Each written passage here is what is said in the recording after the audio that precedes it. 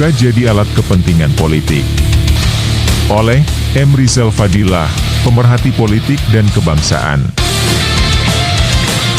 Setelah MK diisukan mengambil keputusan bahwa pemilu digunakan sistem proporsional tertutup sesuai kemauan PDIP, lalu muncul pula putusan MK yang memperpanjang masa jabatan KPK dan mengubah batasan usia, maka semakin nyata bahwa MK telah memperluas kewenangan dengan semaunya sendiri.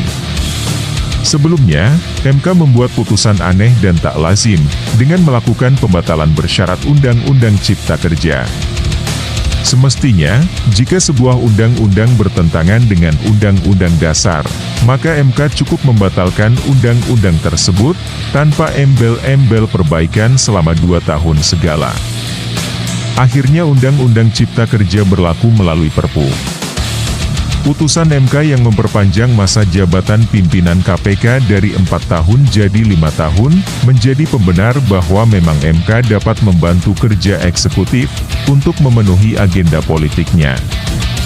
Tidak ada urgensi untuk menambah masa jabatan, selain menyesuaikan dengan keinginan agar pimpinan KPK masih dapat bermain hingga 2024. MK tidak memiliki kewenangan untuk menambah masa jabatan. MK hanya berhak menguji apakah undang-undang bertentangan dengan konstitusi. Jika bertentangan, maka MK membatalkan. Lanjutannya dilakukan oleh pembuat undang-undang, termasuk menambah masa jabatan yang menjadi kewenangan DPR dan pemerintah. Lagi pula, masa berlaku suatu putusan itu ke depan, untuk periode yang akan datang dan secara utuh. Bukan menempelkan 1 tahun pada 4 tahun yang sedang berjalan. Keputusan hukum itu tidak berlaku surut, apalagi menjadi sisipan. MK ternyata membuat aturan tambal sulam yang tidak dikenal dalam hukum.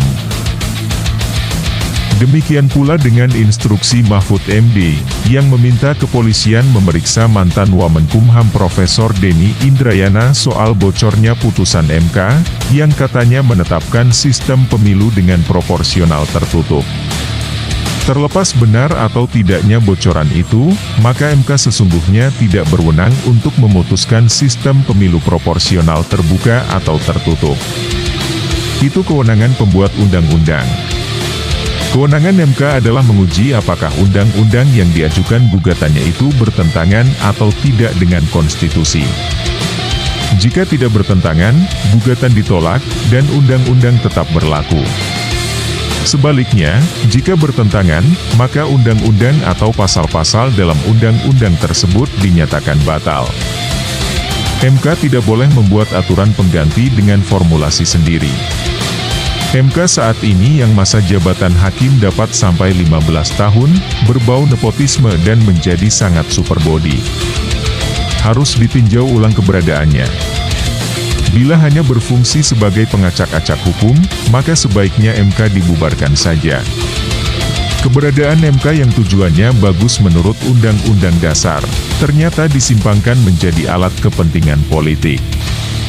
MK telah berubah fungsi menjadi mahkamah kolaborasi atau mahkamah kepentingan, bahkan mahkamah keluarga. Mahkamah kacau.